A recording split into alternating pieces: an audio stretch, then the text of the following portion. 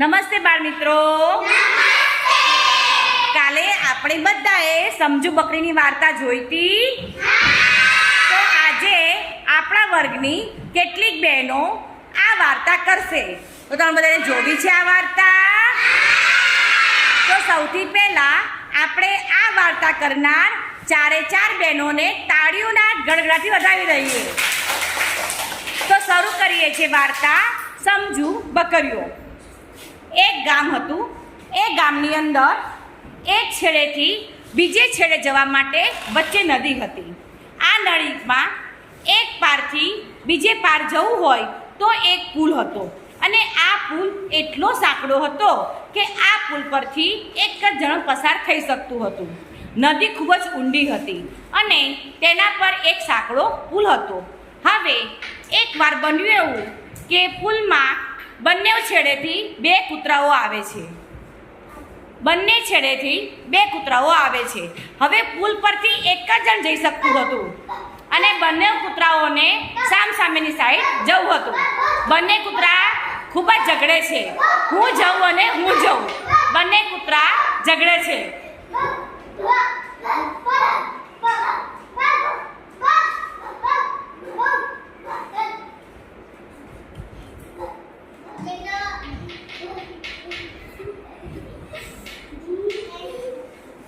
આમ ઝઘડતા ઝઘડતા બંને કૂતરાઓ નદીમાં પડી જાય છે.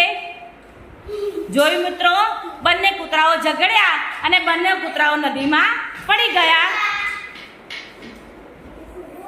હવે થોડા સમય બાદ આ પુલ પર બે બકરીઓ આવે છે.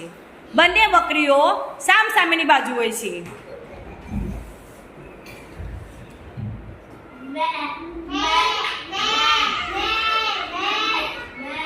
એક બકરીને સામી સાઈડ જવું છે તો બીજી બકરીને આ બાજુ જવું છે.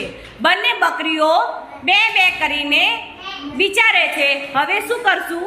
પણ આ બકરીઓ સમજદાર હતી. તેઓ કૂતરાની જેમ ઝઘડતી નથી. પણ તેમાં એક બકરી નીચી રમે છે અને તેના પરથી બીજી બકરી જતી રહે છે. આમ બંને બકરીઓ શાંતિથી પોતપોતાની જગ્યાએ પહોંચી જાય છે. જોયું મિત્રો, કૂતરાઓ ઝઘડ્યા અને છેલ્લે તેઓ બંનેનું શું થયું? પાણીમાં પડી ગયા. અને બકરીઓ ખૂબ જ સમજદાર હતી તેથી તેઓ બંને પોતાની જગ્યાએ જતી રહી. તો આપણે પણ જીવનમાં બકરીઓની જેવું સમજદાર બનવું જોઈએ.